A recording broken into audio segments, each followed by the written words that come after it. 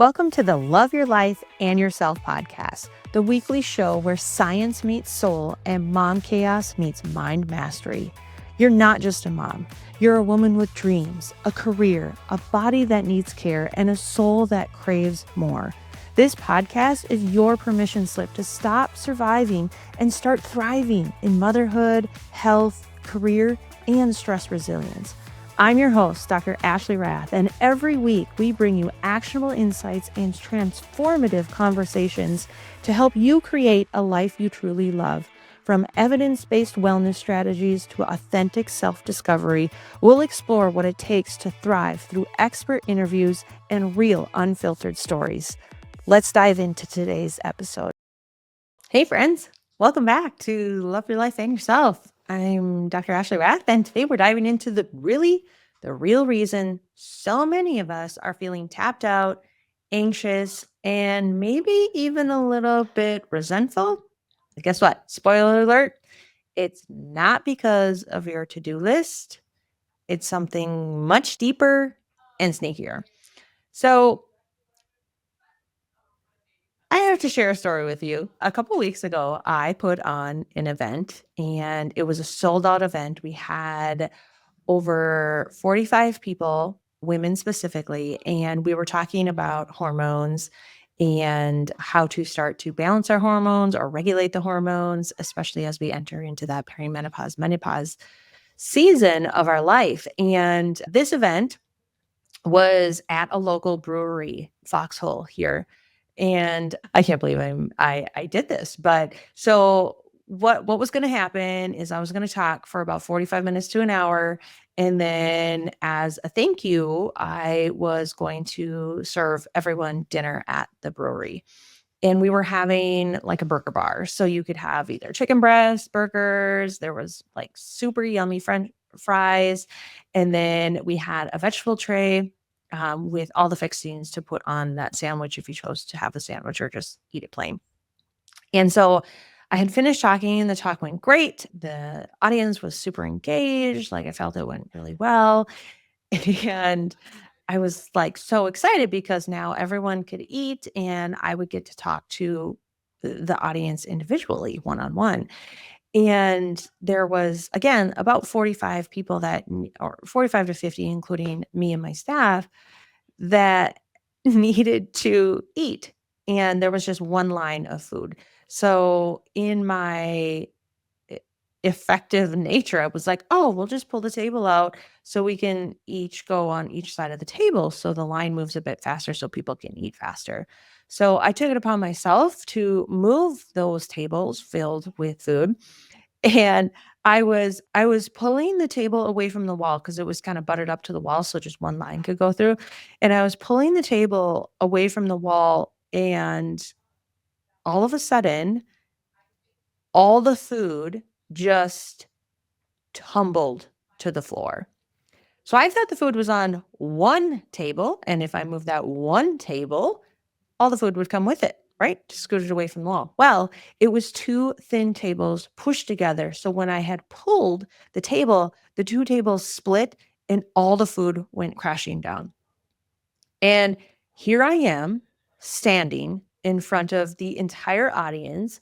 I had just dumped our entire supper on the floor, and I stood there mortified. I covered my eyes, or I think it was more of like my forehead, ears like this. And I'm pretty sure I said multiple swear words, including some F ones. And I was like, oh my gosh, I can't believe I just did this. I just dumped. And I froze. Like you talk about like stress response, right? Like fight, flight, or freeze. I was definitely in freeze mode. Like I couldn't even think. And I was like, oh my gosh. And then I realized, well, holy crap, there's flames from keeping the food warm. Like, let's pick those up so we don't start the whole thing on fire. So we did that. That was a good safety catch we found. So it didn't hit a tablecloth or something that started on fire. However, here I was, and only 5 people had gone through. And I was like, oh my gosh, our bag, like my photographer's bag, videographer's bag was all full of chicken juice, and my bag was under the table, and it was just a mess. And so the staff came in and they realized what had happened, and they were amazing. they they started cleaning up and they're like, "What would you like to do?" And I was like, "Well, let's start making more food." And I kind of had a little bit of not a little, like I had a major stress response after that. I got super overwhelmed and I was like, "Oh my gosh, I can't believe I just did that." So I left for like a minute or two and just stepped outside and tried to catch my breath because I was a bit overwhelmed at what had just happened. And my team was like, "It's okay, Ashley. It will be fine." And in my heart, I knew it was fine. Like everything would work out and be okay. But my expectations were do the talk, everyone eat, we'll get to individually talk with everyone, like it'll be great. And that is not what happened. That is not what happened at all. And so this episode is all about how the major root cause of our stress, guilt, overwhelm is not our kids, it's not our job, it's not our messy kitchen. Honestly, it's about our expectations. Tony Robbins, I went to a Tony Robbins seminar where we walked on fire. We legit walked on hot coals. And I remember there was a couple things that I specifically remember. And his quote was, "When you change your expectations for appreciation, your whole world will change in an instant." And that quote has stuck with me forever because when we have these expectations, when we have what we think should happen, doesn't happen, how do we react? How do we react in that chaotic state is essentially going to lead us down the road of stress and overwhelm or guilt, or it's going to lead us down to a different road that is probably a little bit better than overwhelm and guilt, right? And so in that moment, I was definitely in a stress mode, right? I had just dumped everyone's food on the floor and everyone saw it happen too. So that was fabulous. And here I am, very much stress response, right?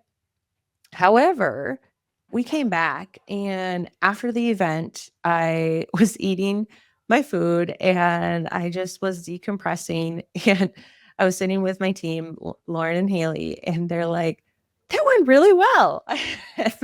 And we all laughed and I'm like, "Well, other than the food."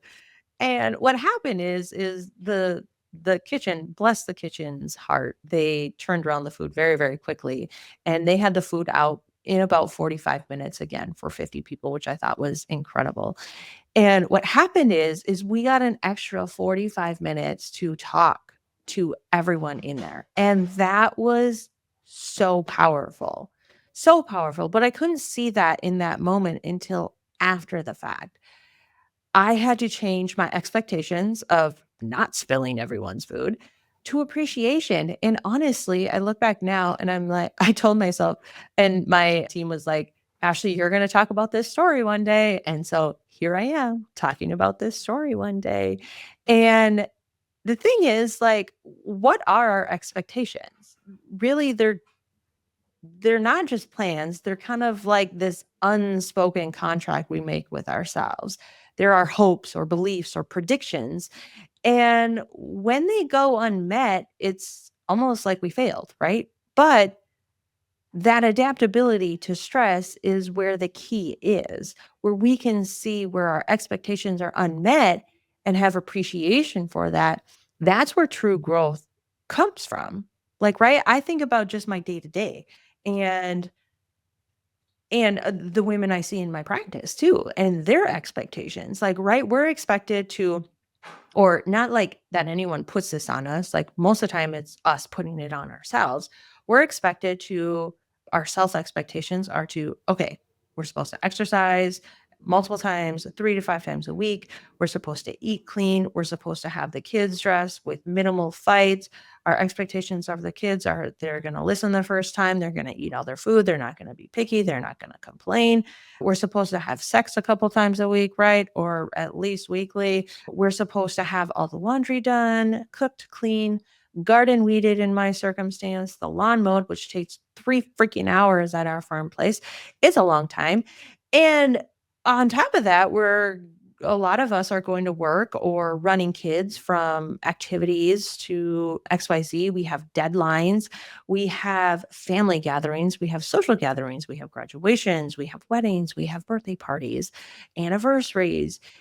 And then we're supposed to also go on vacation and have all this extra time to be social and go out and have date nights. And right? Like it's this laundry list of things that we have our expectations on. And what happens when we don't achieve those, right?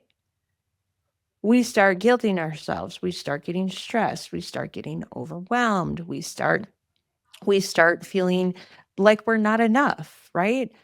We play this little game in our head, but when we start to realize that these expectations are freaking outrageous and we can start to appreciate, right? Like Tony Robbins says, turn your expectations for appreciation and your whole world will change in an instant. That is so powerful. Think about it. Think of how our expectations are literally sucking the joy out of everything. And really, to me, it kind of comes down to comparison too. So when we think about our expectations, we're also constantly measuring against other people's reels, right? Highlighted reels, right? We're also looking at other people's social media or Snapchats. So like, oh man, like, oh, they're doing this they're going to all the baseball games. They're going camping this weekend. They've got all the things. Like, how does she even do that? Like, and so there's this competition that is added on top of our expectations. And now we have this like layered stress that just builds up, right? So the thing is, there's a lot of things that we can't control, like accidents happening where we spill everyone's food, or, where our kids don't act or do what we want them to do, our economy, our politics, even our coworkers, our family. Like the thing is, the more we try to control and have expectations for that control, I'm telling you, the more in a slump you're going to be, the more anxious you're going to be, right? Anxiety is us trying to control the future. We're fearful of XYZ happening in the future. The more we hold on, the more we think we need to control and have these like expectations of what's going to happen and how it's going to happen. And if it doesn't happen like that, like we fall apart, right? So the thing is, we can't control the majority of the things. So if something doesn't go the way we want it to, what are we going to do? Right? So when we shift this expectation into appreciation, we're actually activating a different part of our brain. And that's why this is science too. It's not just like, oh, this isn't just like fluffy stuff. Like when we are in an emotional state, like when I had first dumped that food, I was in my hindbrain versus my prefrontal cortex where I can get curious and rational and grounded, right? I was in like a survival mode, like I like survive, right?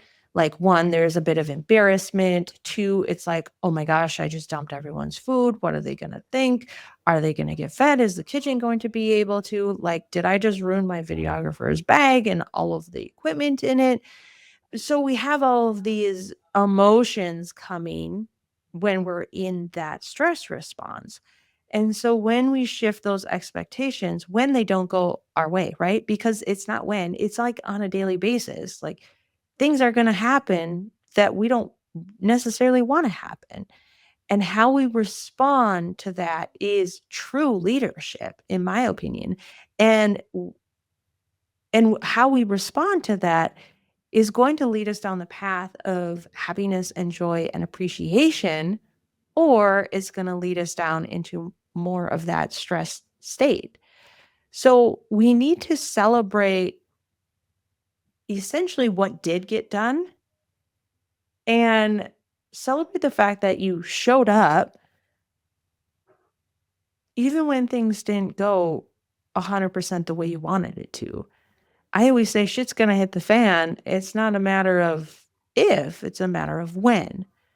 And things go unplanned all the time. We don't have this crystal ball. If we did, we would I don't know what would happen. You'd probably be really rich if you invented that. But I mean, for real, like, let's laugh a little more. Like, let's laugh. And now I look back at that moment and I'm like, oh my gosh, I can't believe that actually happened. Like, I can smile and laugh about it. And even by the night, once I got out of that first probably 10 minutes of stress response, I was like, Ashley, it's okay. Like, it's just food.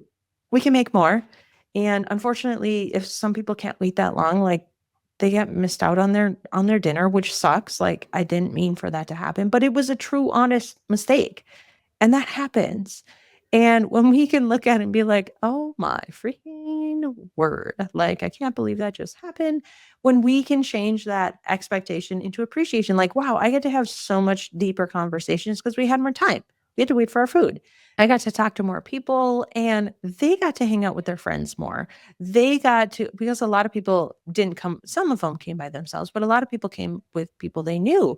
And they're like, whoa, great. Like, it's kind of a night out. Like, this is fantastic. And so there were definitely good things that came out of this catastrophe. And I'm not saying that happens every single time, but I think there can be moments of learning regardless of it, regardless of the, I guess you could say, expectation that you had that didn't go. And even the small things, like, let's look at that to-do list again. When we aren't accomplishing everything on our to-do list, is it actually our expectations? And are they realistic? Like, can we realistically get all the things done on our task list? Or is our task like unachievable and then we're just going to be disappointed every single time? So where can you start to delegate? Maybe where can you start to systemize to have people help you out? But we need to start having our expectations, one, be realistic, because we can't do it all and be it all, right? And when things do, when shit hits the fan, how can we change that expectation that didn't go as planned into appreciation? So my challenge for you today is, when things go wrong, how can we appreciate it? Till next time, love your life and yourself. Thanks for tuning in to Love Your Life and Yourself. I hope today's episode gave you one more tool or one more truth to help you thrive in your health, happiness, and resilience. Remember, loving yourself isn't selfish, it's leadership. And it's the foundation for building a life that actually feels like yours. If this spoke to you, hit that follow button, leave a review, and send it to a friend who needs to hear it. And if you want to dive even deeper, grab a copy of my #1 best-selling book, Love Your Life and Yourself. It's the heart behind this podcast, and it's helped thousands of women step into a life they actually love. You can find it at drashleyrath.com or through the link in the show notes. Until next time, take care of you and keep choosing to love your life and yourself.